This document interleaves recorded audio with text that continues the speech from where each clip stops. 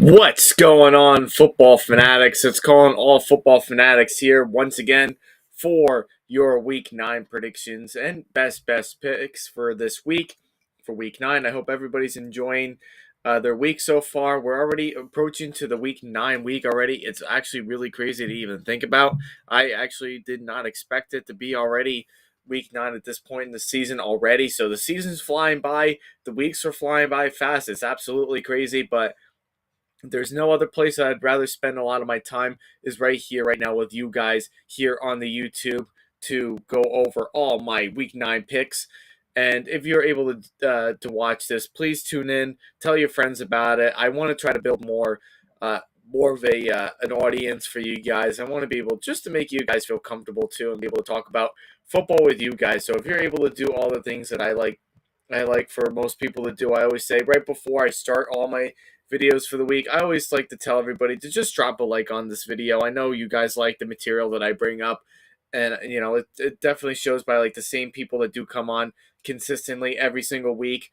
So, just tell your friends about it. Drop a like on this video. Leave some comments down below. Guys, I really like to have the comments really be brought up to you guys. I really want the comments. I want the content to be better, and I need all of your feedback as best as I can. So, I got to be, really good at this. I got to get better at this, and which I know I will, but I can't do it without you guys. And I really need you guys to help me out with this aspect. So please drop a like, leave a comment down below. Also, too, it's been a while since I've had any of the subscribers, but I would like for you guys to please give me a subscribe to this channel if you like the content that I do provide to each and every one of you. And you can also hit that notification bell. The notification bell is always going to be there for you guys. So that way, if there is new content that is being released, you will be able to tune in for all the new material that I do bring to you guys. So please like, comment, subscribe, notification bell, do all those things. This channel will be a success and take off if you're able to help me with all that stuff. So please do all that stuff. Thank you. All right. So we'll go into week 9. And for before I do that, I would just like to go ahead and say thank you, everybody, for tuning in for the past several weeks, for the past 9 weeks, for all my predictions and all the picks that I do. It really means really means a lot for me, guys. It really means a lot for the channel. Really means a lot to you guys too, because I really like how you guys are tuning in. I really like being able to share all the content and all of my opinion stuff based for each week. So I appreciate everything that you guys are doing for me in that aspect. So continue with that. Spread the word around. We'll grow this channel to be bigger and better. So the past 9 weeks has been great. I want to continue it for years and years and years and years to come. So please do all those things. This channel will grow slowly but surely. All right. So with all that being said, let's talk about our first game for tomorrow night that will be airing at 8:15 on Amazon Prime. Is none other than Thursday Night Football with the Philadelphia Eagles, who are traveling their way to face on the Houston Texans. The Eagles are 14-point favorites in this matchup. This should be a really easy one. It's the Eagles. I don't love the Eagles. I know that as like a Giants fan, but there's not many teams that's on the Eagles schedule that I feel like they lose to. And the Texans aren't a very good team overall. Their defense is very bad in terms of the run. They can't stop the run on anybody. Their only thing that they could do is secondary, which could be an interesting matchup to see how they match up well with A.J. Brown and or Devontae Smith and stuff like that in the passing game. But other than that, it's a real easy game to predict. It's the Eagles. The Eagles are undefeated for a reason. Their offense is explosive. Defense is getting better. They just acquired Robert Quinn this week in the trade from the Bears. So that's going to help their defense really become more consistent and more electrifying a little bit. And maybe even put more pressure on the quarterback too, which is something that I think they'll easily be able to get to with the Texans defense. So I'm going with the Eagles on this one. And as far as the 14 points, I would take the 14 points. Normally, I would not say, I would say probably not to avoid like a big spread like this, but I really think the Eagles can win by 14 points. I think they can cover the spread pretty easily, just given with what the Texans do have. The Texans don't really have much to really show off, except maybe Dameon Pierce in the run game. That's pretty much it. Brandon Cooks, we don't even know if Brandon Cooks is even going to be playing in this game because of an injury and possible trade rumors that's going on about him right before the trade deadline comes. And they're just struggling right now. They're just not a very good team overall. So the Eagles should be able to win that game, and they should be able to cover easily. That's all I got to say on that. Next game is another interesting game here. The Indianapolis Colts, who are traveling their way to face the New England Patriots. The Patriots are 5.5-point favorites in this matchup here. And this matchup, in comparison to what it was last year, this game last year was in Indianapolis. Indianapolis pretty much took control against the Patriots for the entire game pretty much. They did let up a little bit of a comeback for the Patriots, but Jonathan Taylor was able to close out the game with a huge run and for run back for the touchdown, and he did really well in that game. And Jonathan Taylor was the best running back and still one of the best running backs in the NFL, but unfortunately in his case and the rest of the Colts team is not very good this year. They're not playing up to where, some people thought they were going to be. Matt Ryan didn't really do anything for this team. He wasn't really an upgrade from Carson Wentz. But there's a lot of issues with the Colts right now. Offensively, they just can't get a consistent pass game going. They can't even get a good run game going either with Jonathan Taylor and Nyheim Hines, which Nyheim Hines was just traded to the Bills earlier this week. And we'll see how much success he's going to be with the Bills. Hopefully he'll have some success there. And hopefully he'll be able to make a name for himself too with the Bills. And maybe that could be the missing key for the Bills and could lead them to a Super Bowl. But regardless, the Colts are struggling right now offensively. Defensively, I like what they have on defense. They're solid, but they haven't really played up to like a top 10, top 5 elite defense that I thought they were going to be this year. They're probably at least maybe top 20, maybe even top 15, right at the cusp of top 15, but they've got a lot of problems. They just fired their offensive coordinator. That might make a little bit of a change for how they play offensively. We'll see. But then you look at the New England side. New England also had a really slow start to the year. They're really not much better offensively either, besides Ramondre Stevenson and a couple receivers that could do some things like Jacoby Myers. He's had a couple good games for the Patriots the last couple of weeks. Mac Jones, I know a lot of people were bent out of shape that he was benched a couple of weeks ago against the Bears, which I personally was not impressed by that at all. I really didn't like the idea of them benching him, but they put him back in for last week's game, and he played a good game. I expect the Patriots to come back. I don't see them losing 2 years in a row to the same team that they lost to. I'm taking the Patriots. I'm taking the 5.5 points. I think they can easily cover that because there's just so much problems with the Colts right now. That just makes it very hard for me to really take them right now. And with the Patriots, yes, they're really not that much better than the Colts. They're probably about evenly matched, but I will take Bill Belichick and Mac Jones over what Sam Ellinger can do for this team because we don't really know if he is their guy yet.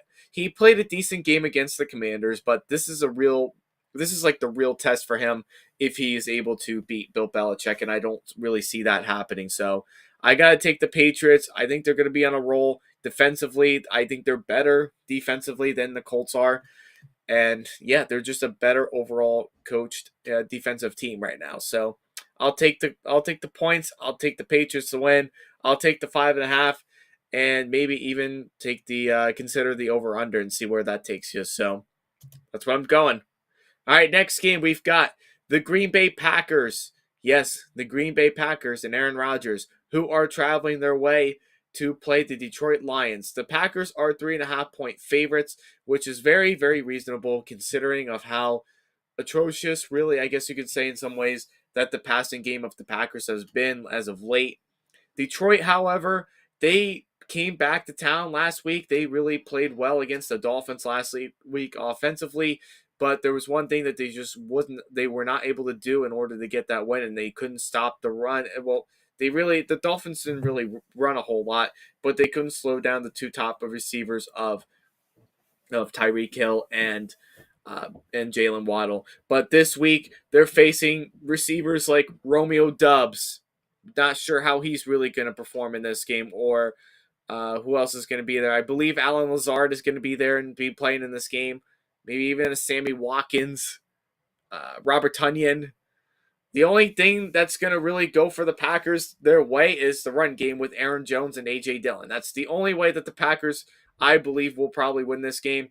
But at the other side of the ball, you got to look defensively too. The Lions defensively are the worst in the NFL. They have no corners. They have no secondary. And their defensive line, they just can't get anything started. They are absolutely positively the worst defense in the NFL right now, and it's really hard for me to pick the Lions. My heart really likes to go with the Lions because of just how their history has been for basically their entire franchise. And even the last several years or so, they've had good draft picks and they've had really so many opportunities to have a somewhat decent team. And I want to pick the Lions to be able to do that, but I just don't know. I don't trust this defense whatsoever. And I can't pick against Aaron Rodgers any longer. So I'm going with the Green Bay Packers. I think they cover the spread.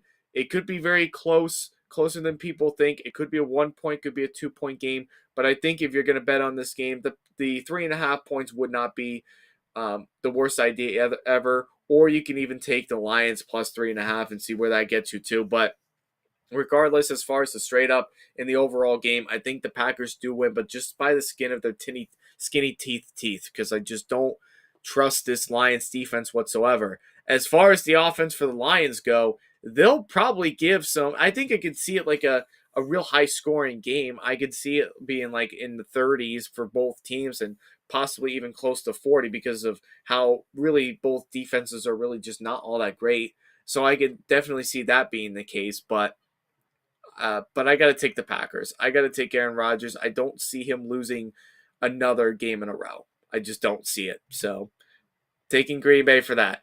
Next game, another game I have a hard time really figuring out, and I just have a hard time really understanding, wrapping my head around if this is the game that's going to be like a fluke or just a regular game where either team could win, and that's the Los Angeles Chargers. They're going to Atlanta to play the Falcons. The Chargers are favored by 3, but I got to tell you, though, I have been so confident, I've been so positive about this Chargers team this year that I really thought they would have been able to probably blow the doors off of the Falcons. But with the way their season's going, with the injuries that's going right now, the defense not playing up to expectations. They've got injuries there. It's very hard for me to take the Chargers. They've got a lot of injuries right now. Mike Williams is out for quite some time. We don't know how long he's going to be out for.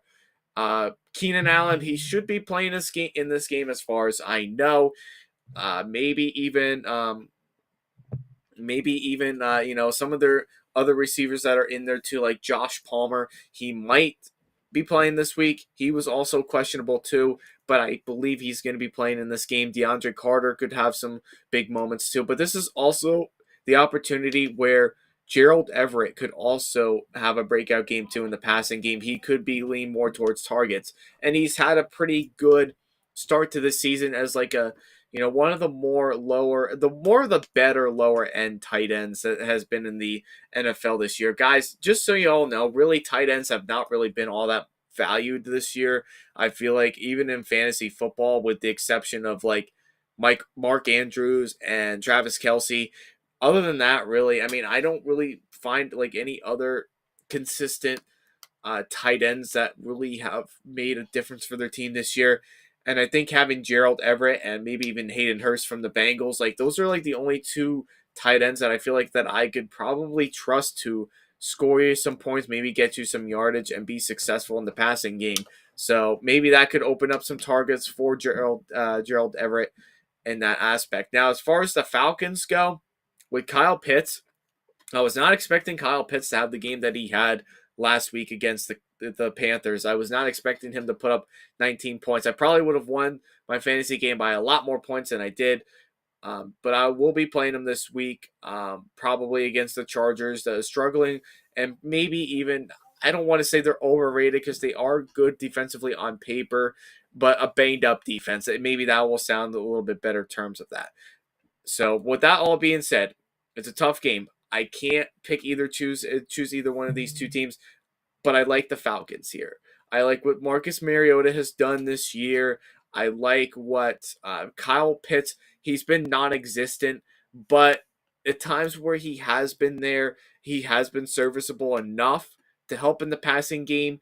But also what's impressive too is that Arthur Smith is putting together like basically scraps. Like this is not the most overall better team. Really on paper the Chargers would be better and they would be a favorite team to win this matchup. But I can't take the Chargers with all the injuries that they're having right now. Who do they really have left to turn the ball to? Austin Eckler. That's pretty much it, really. That's basically what you have to rely on. And Justin Herbert, too, with his legs. He can make some plays on the ground, though, with his feet. But in terms of the passing game, he really doesn't have much to throw the ball to. That's why he's really been struggling this year. He's had solid numbers, but it's not been up to where the last 2 years, like his rookie campaign and his sophomore campaign, like those 2 years were excellent for him.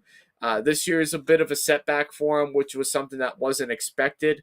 But there's really nothing besides Austin Eckler that really scares you at the moment right now from the Chargers. And there's nothing really defensively that also scares you either. So there's one thing to really think about there. But the Falcons, they may not be the most best team around. They may not be the most talented. They may not be like the upcoming Buffalo Bills or a defensive mind of like Bill Belichick and the Patriots, or they may not be like the Eagles that's just all over the place right now and just doing very good.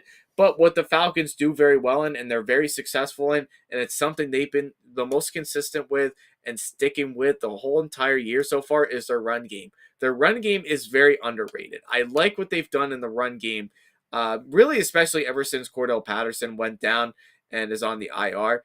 Tyler Algier has been doing pretty solid, honestly. He helped me out last week with fantasy football. I expect him to play again this week. And as far as like the rest of the Falcons, like they just do really well on the ground. Whether if it's running back, whether if it's Marcus Mariota making plays on his feet, like regardless, they're just a very good, underrated rushing team. So I'm taking the Falcons this week. As far as the betting goes, maybe take the +3 for the Falcons. Maybe the -3 Chargers. I don't know. That's kind of something that you would have to think about. But with both teams and how, like, both of their histories and how they are, it's not really a game, really, to me, that's really worth betting on. But I do like the Falcons to win the straight up. And I do like the +3. I think that's a little bit more trustworthy than -3 from the Chargers. So that's what I would do. I'll take the Falcons to win straight up. And I probably will take them for the +3 too. I may not even bet on this game this week, but I think +3 sounds like a pretty good bet to me. All right, next game, we've got the Buffalo Bills, who are 12.5-point favorites against the New York Jets, and they're traveling their way to New Jersey to play them. Very big game, really, for both teams. But more so for the Jets. They're coming off of a loss against the Patriots, and it was kind of a not so great loss, a very ugly defensive loss from the Patriots. But the Jets defensively is very, very good. But are they good enough to stop Josh Allen, Stephon Diggs, and the high-flying Buffalo Bills offense? I think that's a very big question that should really be considered in this game. That I think is going to be way too much for the Jets defenses to be able to cover. They've been having great games defensively this year, but I think this defense, maybe Sauce Gardner could have a good matchup with Stephon Diggs, but I most likely believe that if Sauce Gardner is going to really cover anybody, he could have a good matchup with Stephon Diggs, but I think Gabe Davis is probably going to be more of his target. I think their defense is going to be a little bit similar to what the Bills faced last week against the Green Bay Packers defense. That's something that could be very well possible. They could play that similar defense and focus more of their time of Gabe Davis than Stephon Diggs. Maybe that's how something that will go. But as far as the Jets offense goes, it's really not the worst offense in this league. Like they do have some talent on the offensive side of the ball. But what really keeps them back is their offensive line, who's just been dreadful. And I like Zach Wilson. I like the talent that he does bring. But man alive, even against the Patriots last week, like that guy's got a lot of mechanics and a lot of things to really work on before I can really confidently say that Zach Wilson can win you a game. Guys, just to be honest with you here, as much as I've been praising the Jets these last few weeks, and maybe I've picked against them a few times, but I gotta say though, their defense is the reason why they've won a lot of these games, and not Zach Wilson. Zach Wilson has been very limited so far this season. He has not done a whole lot to really help the offense for the team. And if there's any kind of projection of the offense to have some success, it's because of the run game with Breece Hall.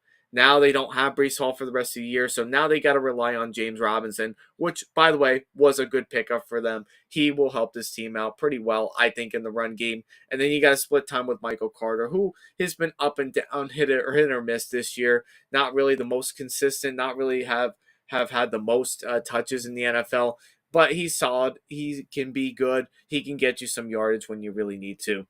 So that's something to really think about there. But I think the Bills are just way too much for the Jets to be able to handle. I think the Jets are a couple of years away from really standing up to the Bills' standards. I'm taking the Bills to win this game. As far as the 12.5 points go, if you want to take that, go for it. I will not argue with you on that whatsoever. It's very well possible that they could win the 12.5. I probably would take the 12.5 if I'm being honest with you, especially if their offense is way too much for the Jets defense to do anything. I would take it. So that's what I'm going with right now. I'll take the Bills to win. I'll take the Bills to cover, and that's pretty much it on that one. Not a whole lot to talk about there. It's a pretty lopsided game in some aspects that could be mixed matches. All right, next game. We've got the Minnesota Vikings, one of my favorite teams in the NFL. I've been praising them. Another team I've been praising a lot this year. They are going to Washington to play the Washington Commanders. Now, the Vikings are 3.5-point favorites. Now, as the bottom line view, a.k.a. Mitch, had said last week when he was doing his Week 8 picks against the Vikings, he said that the Vikings were going to lose at some point, and he picked the Cardinals to win over the Vikings, which I disagreed with him on that, obviously, and I ended up winning that with the Vikings to win that game. And I believe they also covered, too, if I'm not mistaken. I think they won that cover, but I'll look into that later. But regardless, though, good game. It's kind of a revenge game for Kirk Cousins because he did play in Washington. But yes, they were not called the Commanders at the time. They were called the Redskins, rather. But it's the Commanders. It's still in the same stadium that he played in the beginning of his early days in the NFL. So it is another revenge game for him. So he is 1-0 against the Washington football team, Commanders / Redskins, whatever you want to call them. He is 1-0 against them. But I think this time it's a very good possibility that Taylor Heinicke could pull off the upset yet again. Taylor Heinicke, guys, he brings so much drama. He brings so much energy and charisma that I like about him. And I think that's what the Commanders really respect out of him. Because I just feel like when you watch the Washington Commanders, and if you compare the season last year where he played for all of last year because of Ryan Fitzpatrick, who got injured, and then you watch the first several games with Carson Wentz, you can tell there's a big difference between the two quarterbacks. Yes, Carson Wentz has had a lot of success when he has been with the Eagles, but last year with the Colts, yes, he was very limited and didn't really have a lot of poise to be the most consistent, the most competent quarterback for that team. But when you've watched, he's had probably only one really good game this year for the Commanders, and then the rest of it has been meh. But when you have Taylor Heinicke in there, this team plays totally different when a different quarterback plays, and that's Taylor Heinicke. I believe this is his team. I believe this is Carson Wentz's last chance to really redeem himself. I believe Taylor Heinicke is going to get the win against the Vikings. Again, I like what the Vikings have done this year. Offensively, they are a good offense. They can run the ball if they want to with Dalvin Cook or Alexander Madison if Dalvin Cook is not in there. But They could also pass the ball as well. Justin Jefferson, Adam Thielen, KJ Osborne, and now they got TJ Hawkinson at tight end. That's going to really help them out quite a bit in that position too. The offensive line that has seemed like they have been playing a lot better than they've had the last couple of years, which is good to see. But I just have that gutty feeling that Taylor Heinicke is going to come in, and I feel like he's going to come in with charisma, calm, cool, collected, and he's going to be very fired up to play against this team because it is one of the best teams in the NFC right now. With that being said, I'm taking the Commanders. I will take Taylor Heinicke to win this game, pull off another upset for the Commanders, have them go 5-4. And as far as the points go, maybe take the Vikings 3.5, or maybe take the plus 3.5, whichever you want to do. But regardless, the Commanders all the way. I want to see Taylor Heinicke have success yet again, and I think he will do that against the Vikings. The Vikings are due for a loss at some point this season, and I think it will come at this time. All right, next game. You've got the Carolina Panthers, who are going to be traveling their way to play the Cincinnati Bengals. The Panthers are coming off of a very, very, very sad loss against the Falcons. Almost said the Vikings, sorry. But they lost to the Falcons as of last week. And it came down to a DJ Moore 60-yard catch for a touchdown. And the celebration ruined the entire rest of the game and the outcome.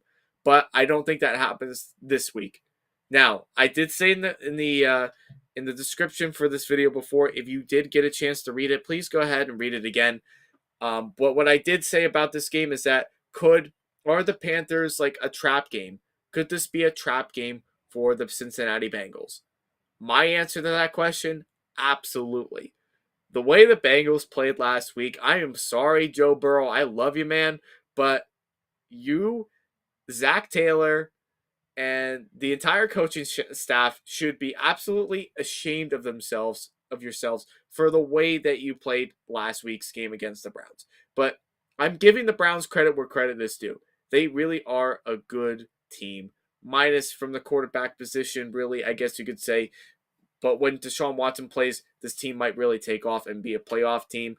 But the Bengals should have been really in that game the entire time. They have been close. They have been playing in close games this year. The defense of the Bengals has been playing better than people really give them credit for. Their defense is really overrated.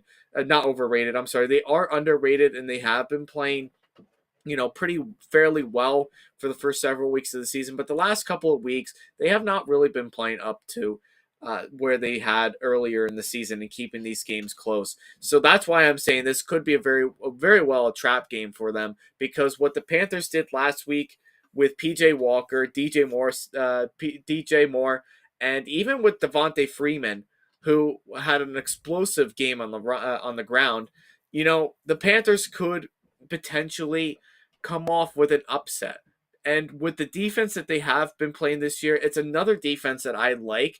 And I think they've been pretty under the radar this year in terms of defense. And what really overshadows that is because of how dreadful their offense has been. But I got to tell you, since PJ Walker did take over, the starting job over Baker because of Baker Mayfield getting injured, I do have to say he does bring, just like with Taylor Heinicke, he brings more life to the offense. And that's what we saw last week, and that's what we saw the week before when they played against the Bucs. They put up 21 points. That was probably the most points that the Panthers have really put up all season long. Maybe they had one game that they put up more than that, but it was against a loss. You know what I mean? Like, there's a lot of things about the Panthers. They have a lot of things they need to clean up offensively. They just have so many holes in the offense, and they're very glaring. But with getting rid of Christian McCaffrey and trading him away to San Francisco, that really helps them out, quite a bit too. I mean, they basically gave him away for basically nothing. But really, at the end of the day, it opened up so many different starting positions that you can start really banking on for next year and seeing where you might stand next year. You might need a new quarterback next year. Maybe PJ Walker isn't the answer. They've already said that he is not the answer. He may not be playing the rest of the year, but I'm telling you, when this man plays, I believe he plays with his heart out. I really do.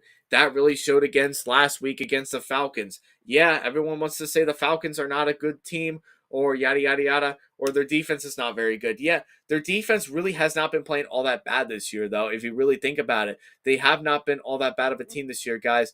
They have decent secondary that's pretty underrated, in my opinion. I think their secondary is pretty underrated.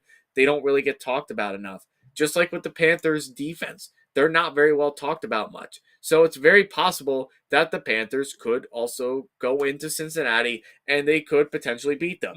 Because if you look on the other side for the Bengals, who are they out right now?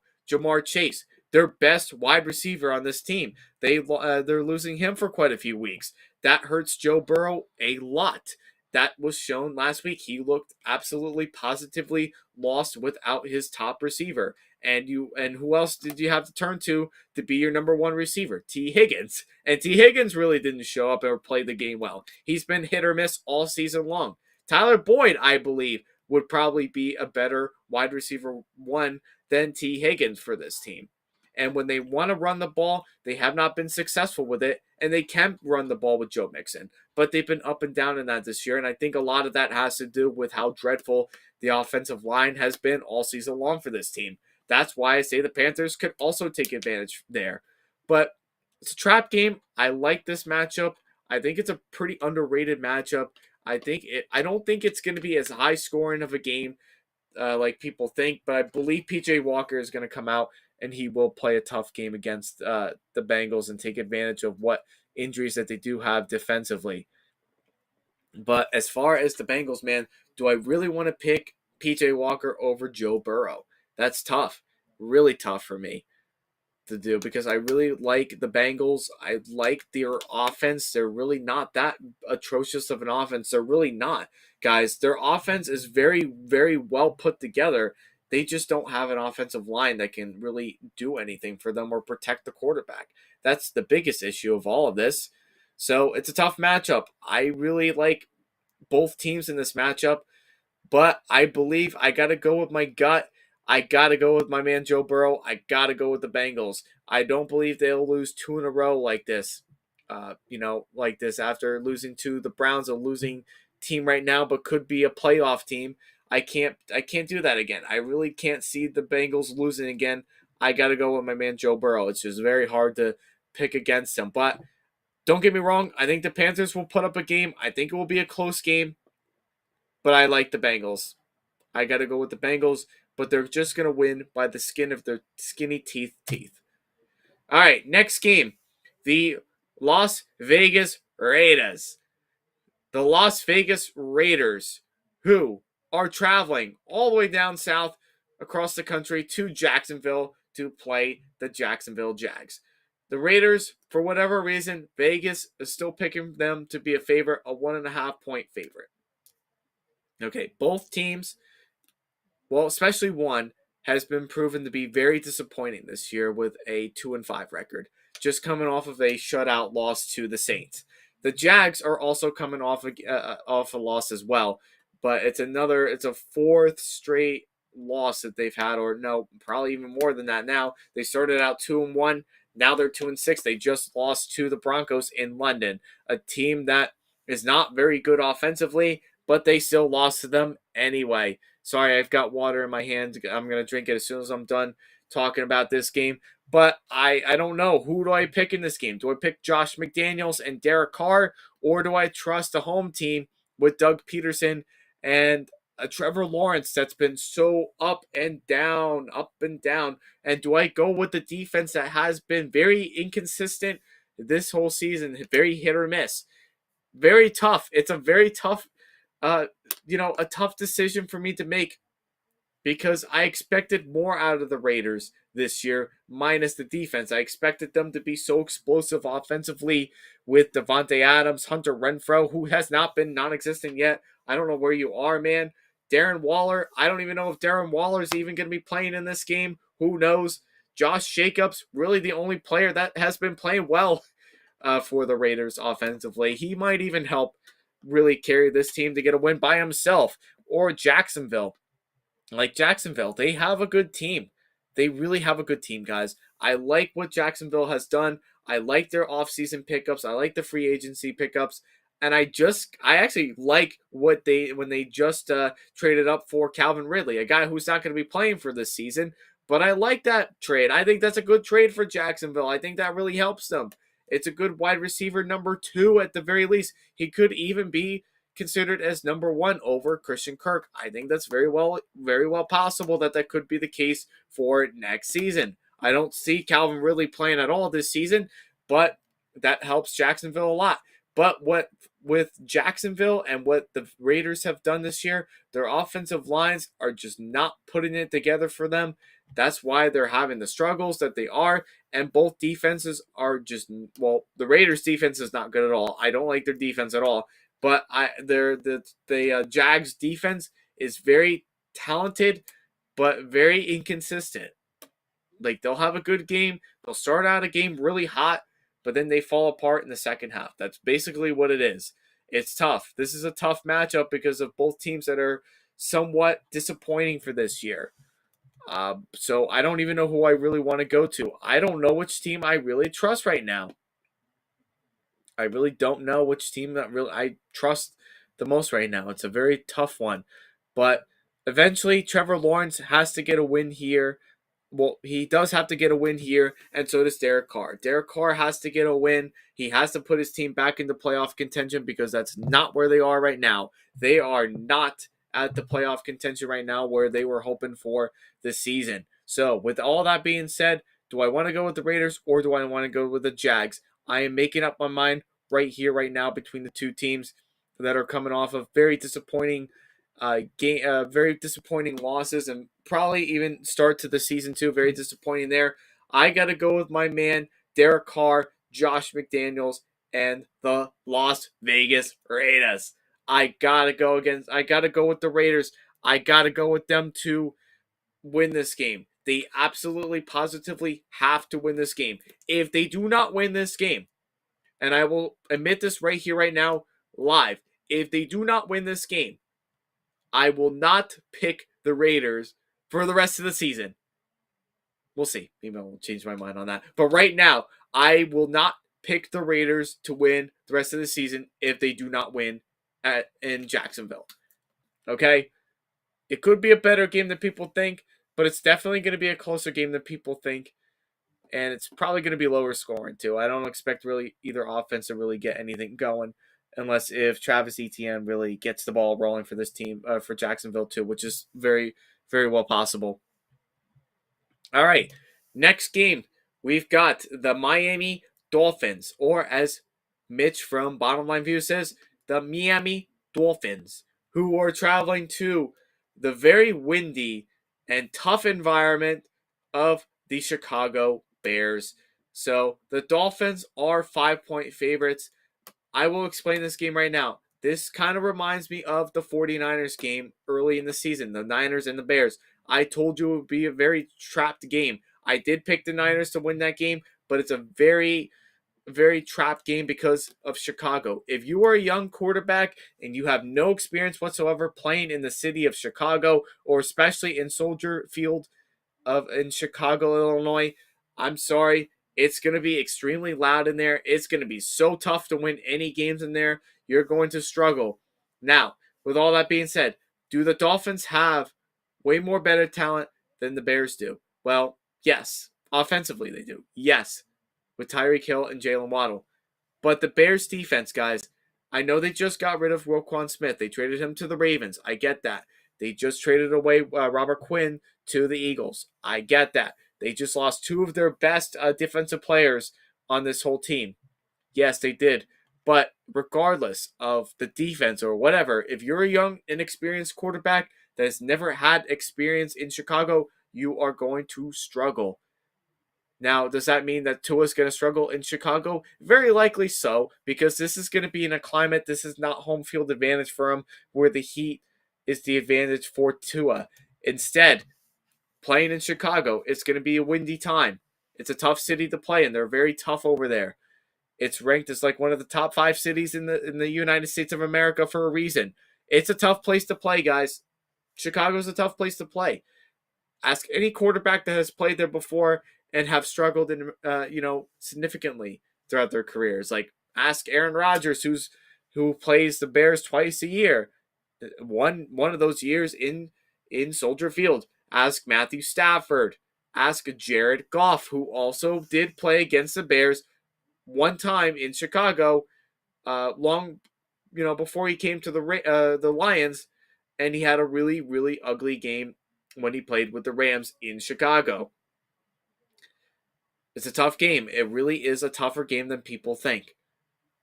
But as far as the talent wise go, the Bears have proven that they're a team that is in rebuild, but they're a team that's not that bad.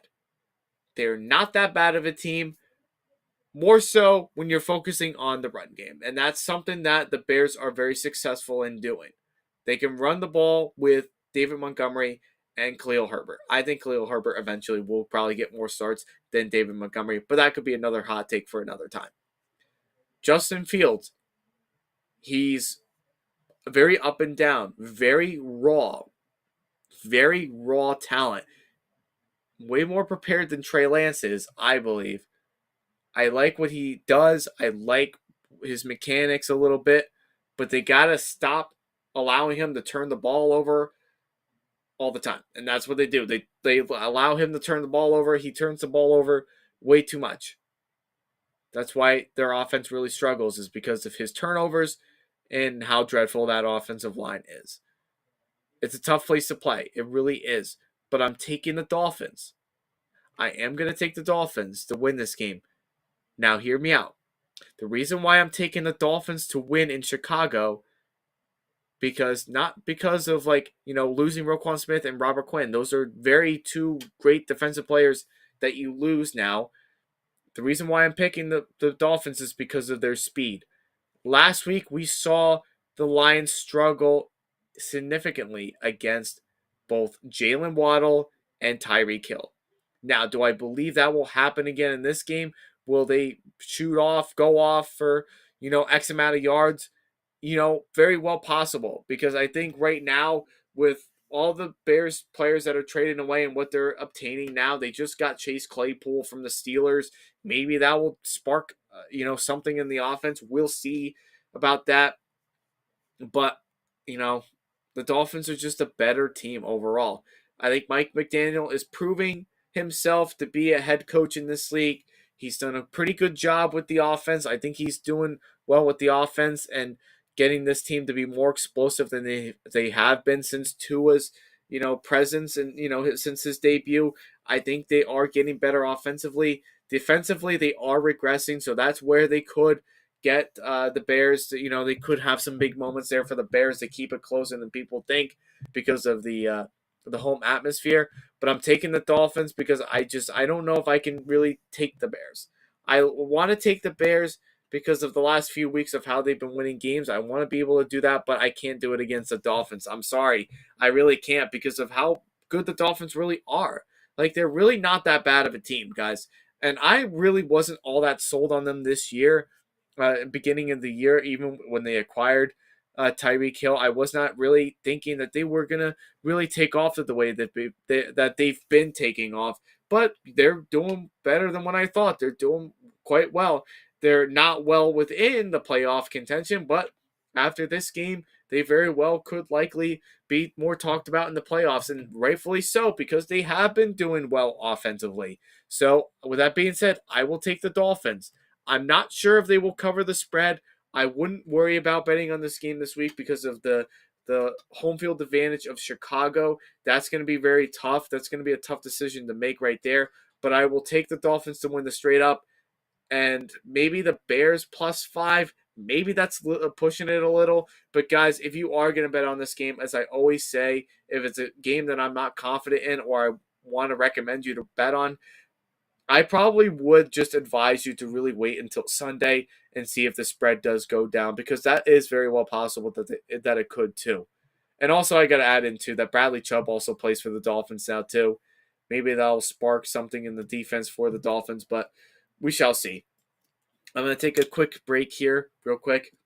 And while you guys are doing that, I'm going to take a quick water break. Just make sure you guys are dropping a like on this video. Leave a comment down below.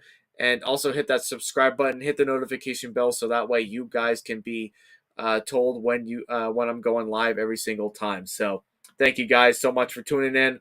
I see a lot of people that are on right now, so continue on with it, guys. I'm almost done. All right, I'm almost done.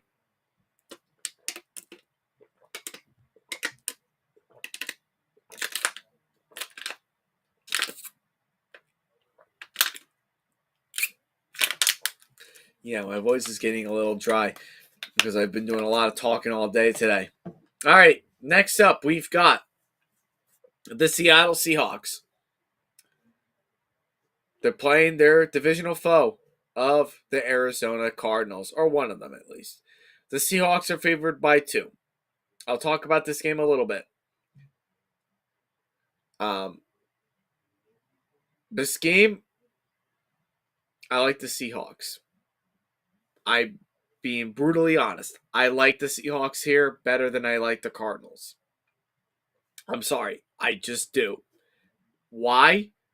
Well, for a couple of reasons. Well, one of them is because of Geno Smith.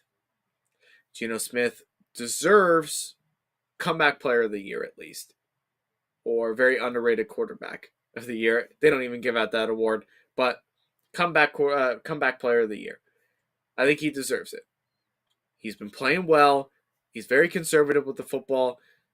He doesn't make a ton of mistakes that he has when he's played with the Jets and that one the Giants. Like, Geno Smith, guys, really is not all that bad. I'm sorry to say it, but he really is not all that bad. And the offense as a whole is very underrated. Very underrated. Besides the receivers like DK Metcalf, Tyler Lockett, like the run game with Kenneth Walker, guys, the run game is so good. It's hard to stop. It's very hard for any team to stop Kenneth Walker. Unless if you're like the Giants. The Giants were able to stop them, really do a good job in terms of like the run game a little bit, not giving up too much yardage, but I digress on that. But I like the Seahawks. The defense came alive. They played well last week. The Cardinals, on the other hand, what have I seen from the Cardinals yet? I haven't seen anything from the Cardinals. Their run game is non-existent. Even when James Conner does come back and play this week, guys, I don't even think James Conner he might be even bust of the year this year in terms of fantasy football for anybody that drafted him. Like, I really don't think he's really anything special anymore. I really don't think he's anything special for this team. And it's a shame. It really is a shame. And Kyler Murray as a whole, I don't put a lot of the blame on Kyler Murray, not as much as other people do, or they're as criticizing him with like playing Call of Duty all the time and everything. I'm not personally like that. I don't like to criticize him in that aspect. I don't really, the height really kind of does make a difference in this league, but I can't blame everything on Kyler Murray. Like, this team as a whole right now is just very dysfunctional. Yeah, they have a good passing game. They have D-Hop back. DeAndre Hopkins is back. So who else do they really throw the ball to? Like, besides DeAndre Hopkins, Robbie Anderson, who just got traded to the Panthers, like basically during a game when he got into an argument with a coach. Are they really going to trust Robbie Anderson to help out this team? Zach Ertz, an aging Zach Ertz. Are they going to trust James Conner to run the ball with them, who hasn't really done anything this year? Like, there's a lot of things. And the defense, like, what's going on with the defense? Are their defense good or are they not? I don't know. I mean, yeah, they had a couple good defensive games this year, but I got to say, I got to go with the Seahawks. I don't know what other way to really describe it. I'm going with the Seahawks. I trust Pete Carroll. I trust Geno Smith. I trust what they can do offensively. And if the defense shows up, they play the defense that they played last week, they very well could win this game easily. They very well could shut down every opportunity for the Cardinals to, really not be able to score. They may be able to shut them down pretty easily. We'll see what happens there. I don't think it's going to be any easier of slowing down Kyler Murray. I don't think that's really going to be easy at all. But regardless, though, guys, like, I don't know. I don't know what other way to describe it. I just don't know what this Cardinals team is. I'll take the Seahawks over the Cardinals right now, at least, or any other day right now. I will take them. I would take them to cover the points 2 points. I think they cover it. And that's pretty much it. All right, next we got the Los Angeles Rams and the Tampa Bay Buccaneers. I am very surprised. I don't know how many other people are going to feel about this, but I am very surprised that the Bucs are favored by 3 points as they are. Because let me tell you guys, the Bucs and the Rams are both teams that are dealing with so much, crap right now. They are dealing with a ton of injuries. They are both dealing with offensive line issues. They're both dealing with quarterback issues that aren't playing really anywhere up to their level like they used to anymore. Like, there's a lot of things about, these two teams right now that makes it very hard to really say, well, this is going to be one of the best matchups of the week. And really, guys, this is like far from it from a year ago. Like, who would have ever thought that the Bucs and the Rams would have fell through the face of the earth as early as they've had this season? So who do I go to? Do I trust the Rams, who have basically nothing besides Cooper Kupp and basically like a defense that really isn't really the defense that we all know they could be? Or do I take the Bucs with the GOAT of Tom Brady and with Leonard Fournette, who maybe, just maybe, could run the ball, which they haven't been able to do well yet this season, or Mike Evans, Chris Godwin, or a struggling offensive line for the Bucs? Which team do I take?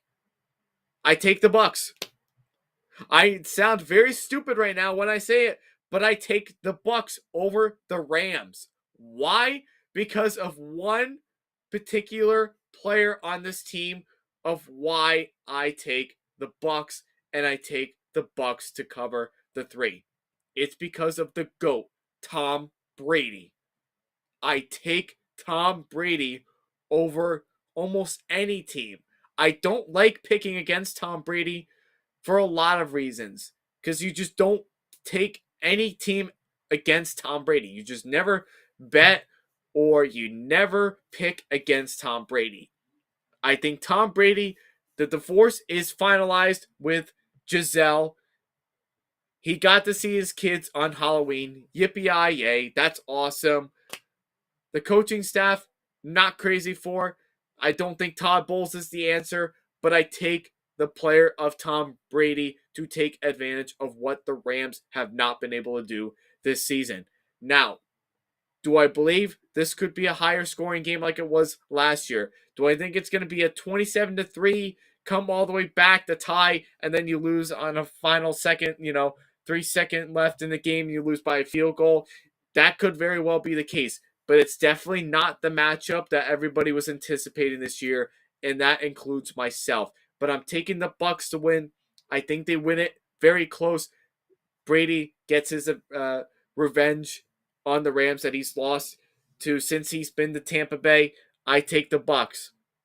I really, truly take the Bucs over the Rams. And I'm telling you, it's going to be because of Tom Brady. That's why I am taking the Bucs. I'm taking them to cover. Let's go. Let's do it. All right, next game. We got 2 more games left, folks. We got Sunday night and we got Monday night's game to talk about. The Tennessee Titans. The 5-2 Tennessee Titans. The Tennessee Titans, who are at the top of the AFC South right now, who are traveling their way to play another division-leading team right now of the Kansas City Chiefs, who are 12.5-point favorites. The spread is way too large. I'm going to start it off there right now. The spread is way too large. The Chiefs, the last couple of years at least, have not been very good against the spread. That's why I'm saying right now, avoid betting this game. Avoid taking the 12.5 points, because I don't think that's going to happen. But the last couple of years, since Ryan Tannehill took over for the Titans, he's very questionable still. I think he should be returning in this game with the injury, and he was also dealing with an illness, but I think he returns to this game this week. But I think with Ryan Tannehill and what he does for the Titans, and really we got to credit Mike Vrabel for what he does too, because he really is a very good coach. he probably could be almost at the elite level of coaches in the NFL just because of what he does have. He does not have the offense like he used to. Okay? He does not. He doesn't have the offensive line. He doesn't have the weapons like he used to with A.J. Brown, Corey Davis, Khalif Raymond, who's serviceable, or who else am I missing there? Adam Humphries. Like, he doesn't have the receivers that he used to have, but you have Derrick Henry still. That's very, very good that you have Derrick Henry. You have Dante Hilliard, who also is a very good short back, too, that can get you like an extra yard or two if you really need it, if you're like on a third and short type of situation. The offensive line, again, is not anything like it used to. The defense is good. They're dealing with some injuries there. We know Landry is out for the rest of the year pretty much. And, they do have some good secondary, too. Like, their defense is good. I think the Titans have anything that they do match up well with is I think their defense can do pretty well against the Chiefs receivers that aren't really anything that special. Maybe Juju Smith-Schuster is really the only player outside of the Chiefs receivers and Travis Kelce, but that's pretty much really it. The Chiefs, on the other hand, it plays very well to their advantage, though, because this also could give Patrick Mahomes the opportunity to finally, take that revenge and, be able to beat the Titans. And I think it's like one of the only teams for Andy Reid's, like, history as far as like being the head coach in Kansas City. I believe he's only won once against the Titans, and that is including a postseason game, I believe, or maybe even one regular season game. I don't really know at the top of my head. But the Titans have had the best of the Chiefs for the last couple of years. Maybe outside of the AFC Championship where the Chiefs came in and they were down by 10 and they beat them, came all the way back and beat them. But the Titans have been their kryptonite in the regular season for the last couple of years of when they have played. But I'm taking the Chiefs to win this game, though. I think the win streak for the Titans ends here because I think this is one of the toughest matchups for the Titans that they are going to be facing. I just don't think I don't see them really slowing down Patrick Mahomes in the offense. I don't see that really happening. I believe Derrick Henry, if anything, could really, really have another really good game. He is questionable, but it's really not anything that's really going to be concerning like it was last year. He should still be able to play with whatever kind of injury he's dealing with. They're saying it's likely his foot, but it's really not anything too crazy or anything to really worry about. So that's something that's really good. But I think besides Derrick Henry, I just don't think you can't just rely on one player to win you a game. You just can't do it. Well, if you're playing against the Texans, yeah, you probably could because the Texans rushing defense is absolutely terrible. But you're playing the Chiefs. You're playing a different team. You're playing a more competent team in terms of coaching, quarterback play, receivers, very, very subpar run game. But I'm taking the Chiefs. I'm taking the Chiefs to win. Patrick Mahomes is going to get that revenge on the Titans in the regular season. But I would not take the spread on this game. I really would avoid taking the spread on this game because I just think it's way too much for one. And the Chiefs are just not very good at covering the spread. That's why I can't take it because you never know. This game could be a low-scoring game. It could be a very defensive game. Or it could be a high-scoring game or maybe even a blowout for the Chiefs. That's so many different ways I can see it, but I don't like the 12.5. I just think that's just way too large of a spread for the Chiefs. But I will take them to win the straight up regardless, though. And maybe take a look at the over-under and see where you'll get from there. All right, and last game, we've got Monday Night Football. You've got the Baltimore Ravens. Yes, you've got the Baltimore Ravens who are going to the Superdome. The Superdome of the New Orleans Saints. The Ravens are 2.5-point favorites. This is a very intriguing game. I like this game for a couple of reasons. One, because this is going to put the test to the Ravens this week. Because of how good Andy Dalton and the Saints offense has been clicking as of late. They've been looking pretty sharp offensively. Alvin Kamara is playing back to Alvin Kamara standards. And their defense came back to play the defense that we thought they were going to be early in the season. That's the kind of team that I thought that the Saints were going to be this year. I'd like to see that continue. But as far as the Ravens go, you've got Lamar Jackson, Mark Andrews. He might be questionable. We'll see how they do offensively, but it'll be very tough for the Saints defense to be able to slow down Lamar Jackson. Defensively for the Ravens, they'll have Roquan Smith. That's going to be interesting to see as a middle linebacker. That's going to be very interesting to see. We'll see if he can put a consistent pass rush going for the Ravens defense. That's been very, very, very bizarre at this point in the season. That's led up a lot of games this year where the Ravens could easily be undefeated, but we'll see how that goes. Secondary are solid. They have some good defensive players that I believe will match up very well with the Saints. But I think, if anything, I think what the Saints do really well with is Alvin Kamara. You get him involved in shotgun. You get him involved in the passing game. You get him involved in whatever you really need Alvin Kamara to do. If that's all it really takes to win the game, the Saints could win this game. But if they're not able to do any of those things, Andy Dalton throws multiple interceptions, multiple pick sixes, and what have you, then the Ravens win this game. It's a good matchup. I like both teams. I like what they've been able to do. I don't like both teams. I don't like the Ravens that much.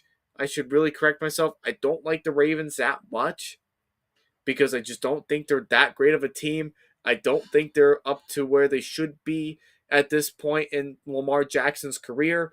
But what I do like about the Ravens is that they're a team that when they are hot, they are very hot and they are tough to slow down. As far as the Saints, same thing.